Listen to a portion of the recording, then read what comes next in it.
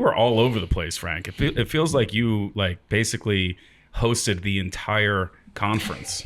No, it does feel like that, but there was a lot more than just a live desk going on. I thought a lot about it. The event was so enormous and just huge and sprawling that I was actually sort of happy to be relegated just mostly to the live desk area. It just made it a little bit easier for me to actually process, have one thing to focus on, do it moderately well, and just sort of enjoy the ride. This is Frank, obviously being modest, Frank. So from an outside perspective, this is the first year that I wasn't part of the conference team, being in there. So kind of coming back, feeling like a fifth-year senior, watching all the kids from high school. Frank's being very modest. Frank turns out to be the star of the week. That right? guy at the fraternity that just hangs around to pour beers. That was me. Right. Essentially, I was holding some, dive bar parties down the street, telling everyone to come. So I did feel like that. But Frank, just so you know, from a purely business standpoint, Frank was the breakout star for this week, right? He's sitting there. One minute, he's got Nigel Farage on stage. He killed it at the live desk, right? Frank brought his mom there, which was super cool. So we got to see Frank's mom, and she was so proud of him. So that's a good win. Shout out Frank's mom. And let's not forget the most important part. After hosting and doing all these things, then Frank went to the Bugles event, which was, I think, midget wrestling. And Frank was literally the host in a small wrestling ring at one point. With some legends, though. I mean, Caitlin Long, Trace Mayer, lots of other, He was everywhere, right? So he had to be the face of everything. He somehow was everywhere. Good thing that probably you don't drink, Frank, because I don't know how you stayed up for that whole time. So I closed it out with you guys. The PubKey event with Fold, we closed it out. Kind of really special. Our last event there, you show up at the end. So that was once again that cemented even more how you were the star this week. No. Obviously, great job by the entire BTC Inc. family for putting on such a big event. But it was good. I'm happy to see that you were a lot of the face because you're someone who's worked really hard and deserve it. Thank you, Mike. I appreciate that. What was your highlight? I have to say, I didn't know too much about Nigel Farage except for the main talking points, Brexit, all that kind of stuff. Dude is a character. We hung out the morning before and backstage before the event. Really, really funny dude. Fun dude to be around. Highlight, probably speaking with him, but also a few moments on the desk. It was really special to have the entire editorial staff after Ross spoke and to be able to talk about that afterwards on the desk. We had shout out to Wong Galt. We had Shinobi in Mr. Meekseek's form. Mr. Meekseek's form. Yeah. He was there with us, but Aaron Van Weerden, Pete Rizzo, the four of us breaking it down afterwards. It was obviously a very special moment to see Ross on stage. Mind-boggling that it was all real. And I think generally, more than a moment, what it really felt like to me, the entire event felt like what Balaji calls the network state. It felt like Bitcoiners sitting down with the nation state and now we're sort of in the negotiation stages talking about how things are going to be.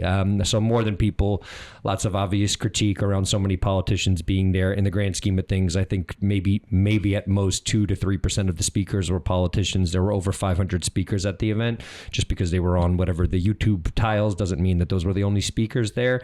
But I would rather be having these conversations in the light versus them going on behind closed doors and us not being at the table to have these discussions. So it was, I actually thought it was a good thing that they were there and that we were talking about these things openly on camera with 30,000 other Bitcoiners there. I thought it was a good thing. So generally speaking, just really pumped that we're getting to this place. And, I think on another level, I get some people's complaint that it kind of feels like Bitcoin's going mainstream. It's like watching your favorite band, your favorite indie band, get popular, and you can't see them at, Bitcoin hipsters. Yeah, right. You can't see them at Bowery Ballroom or Irving Plaza, smaller venues or something anymore.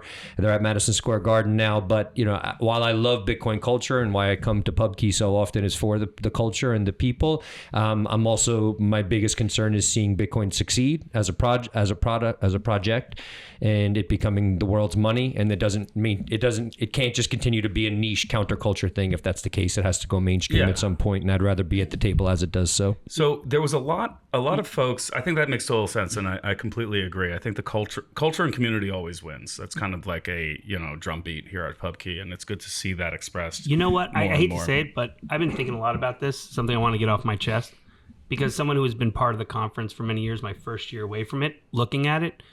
I was very defensive when people said that. I can understand, especially this conference, why people think, oh, why do we have these politicians? Why do we have these corporations? and taking a step back where PubKey's role, I think, at this conference was to work on the side events, the culture, really bring people together. You know, David Bailey gets a lot of crap for, you know, oh, he shouldn't have done it this way, or why do we have all these big people? I met with him 2 days before the conference started. He's like, oh, what are you doing for the culture? What events are you having? This is awesome. This is great. And I think what he probably does a bad job of translating is that he wants these side events. He wants all these people to be there. So, you know, I think Bitcoin Magazine has always worked hard to get different voices on stage. But the truth is, guess what? When Trump brothers went on stage, the place was packed. It was packed, right? Right. So like, there's still the open source stage, which is totally free. That everyone, you know, that they put all these acts, they put all these things on. I know people only get to see the live part of it, right? It's like watching the U.S. Open week or Masters. You know, they're going to show the people everyone wants to watch. They have recordings of every other golfer. So it was exciting to think for me that the Bitcoin conference is now so big that it's now on the date. It's the Super Bowl. Forces all the news to be there, forces the conversation, forces other companies, forces them to make announcements. Stake and shake, accepting Bitcoin doesn't happen if the Bitcoin conference is there, right? 100%. Then the advantage that we now have is that all the other people... Our burgers are better. Our burgers are better.